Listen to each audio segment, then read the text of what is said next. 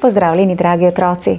Dobrodošli v mojem knjižnem kotičku. V današnji pravljici bomo spoznali prikupno mamutko, ki si želi zrasti ter postati tako velika kot ostali mamuti. In njen očka je pripravil čudovito presenečenje. Le kakšno! Predlagam, da se udobno namestimo in prisluhnemo pravljici z naslovom Prav tako kot ti.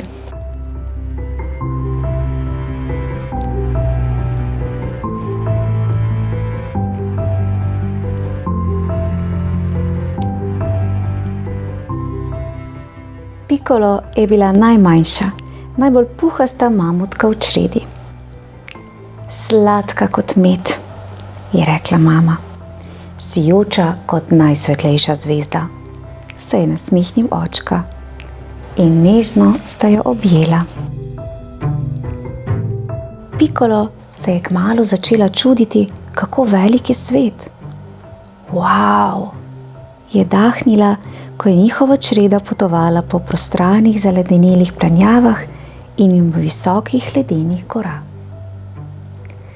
Kadar je divjalo neurje in je jezno grmenje odmevalo od gora, se je skrila v zavetje med očka in mamo. Z mano si varna, ljubica, je šepnil očka in jo stisnil k sebi. Toda Pikolo se je vseeno bala. Tako majhna sem, svet pa je tako zelo velik, si je mislila. Le kdaj bom zrasla, da bom velika kot sta očka in mama. Očka je bil Pikolin junak. Najvišje drevesa je podrl, da je lahko grizljala sočne poganjke. Oral je skozi snežne zamete, da se je imela kje igrati. Celo snežinke je posrkal z rivcem in jih nato puhnil ven, da so se okrog nje usule hladne, lesketajoče se iskrice. Ko pa je Pikolo poskusila podreti drevo, je listje na njem komaj da zašumelo. Ko je poskušala razbiti snežni zamet, so jo morali reševati. In vdihovanje snežink se je vedno enako končalo. Čih!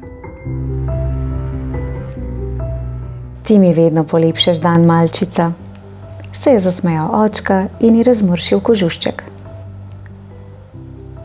Ampak jaz nočem biti majhna, je posmrkala Pikolo. Rada bi bila velika in močna kot ti. Saj boš nekega dne, mogoče boš še večja od mene, je rekel očka. Ampak za zdaj sva tu mama in jaz, da skrbiva zate. Pikolo je žalostno zavzdihnila. Nekega dne se je očka nečesa domislil. Nekaj posebnega bi ti rad pokazal, ampak je daleč, se je nasmehnil.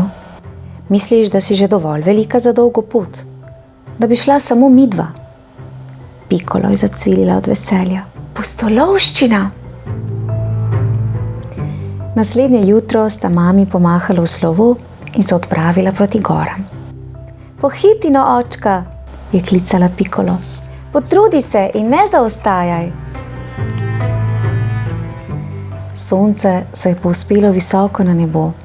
Pikolo pa je tekala in skakljala po očkovih velikih stopinjah. A čez čas se je utrudila in njen korak je postajal vse počasnejši.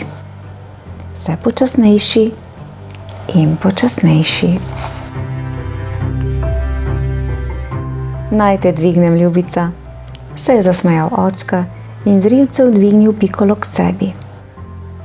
Nočem se še vrniti, naprej bi rada šla, je cvilila Pikolo.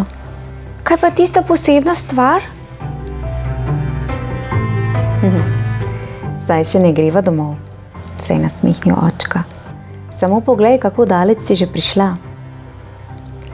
Daleč nazaj proti obzorju se je vila dolga sled stopinj. Zelo sem ponosen nate, je rekel očka. To je zelo dolga pot za tako majhno mamutko. Pikolo kar ni mogla verjeti, kako daleč so jo pripeljali njeni drobni koraki. Očka je gazil naprej, dokler ni nizko ležeče sonce rožnato obarvalo snega. Pred njima se je takrat prikazalo velikansko drevo, brez listov in čisto samo.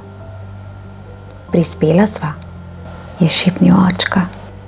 Pikolo je bila zmedena. Če pa si rekel, da greva pogledat nekaj posebnega, je rekla. Očka je po rivcu spustil Pikolo na tla. Poglej bolj od blizu, je rekel.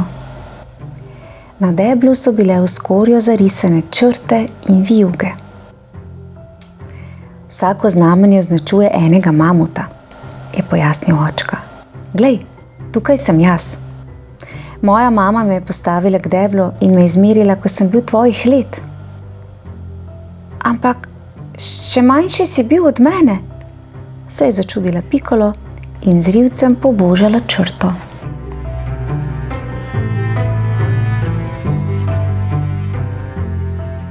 Očka je vzel paličico in naredil črto tik nad Pikolino glavo. Vsako leto se bova vrnila k temu drevesu in videla boš, da boš vsakič malo večja, je rekel. In vsako leto boš ti, očka, videl, da si še vedno ogromen, se je zahihitala Pikolo in stopila na prste, da je zanj naredila novo znamenje. Zdaj pa pojdiva in povejva mami, kako sva se imela, je rekel očka in se obrnil proti vetru. Sneg se mu je vrtinčil okrog nog in odpravila sta se na dolgo pot domov. Rada te imam, očka, je zazehala Pikolo in se stisnila v njegovo mehko dlako. Nekega dne bom velika in močna, prav tako, kakor ti. Ja, še res je. Čudovita zimska pravljica, kaj ne? Ganljiva pravljica o starševski ljubezni. Tudi sama sem kot otrok sanjarila včasih, ko bom starejša. A kaj? Ko se skoraj vse zgodi ob svojem času. In danes takšnih želja nimam več. No ja, morda že malenkost razmišljam o tem, kako bi bilo fino, če bi se vse skupaj odvijalo malce počasneje in ne tako hitro. Zato pa moramo uživati v skupnih trenutkih, skupnih dogodivščinah, ki nam bodo ostale v najlepšem spominu. Tako kot je mamutki Pikolo ostala dogodivščina z njenim očkom zagotovo v globokem spominu. Otroci, v mojem knjižnem kotičku pa lahko prisluhnete še mnogim drugim zimskim pravljicam, ki čakajo na vas. Vabljeni k poslušanju. Zimski pozdravček prav vsem. Čau, čau. No, kako sta lušna. Da pa res prava dogodivščina, ne?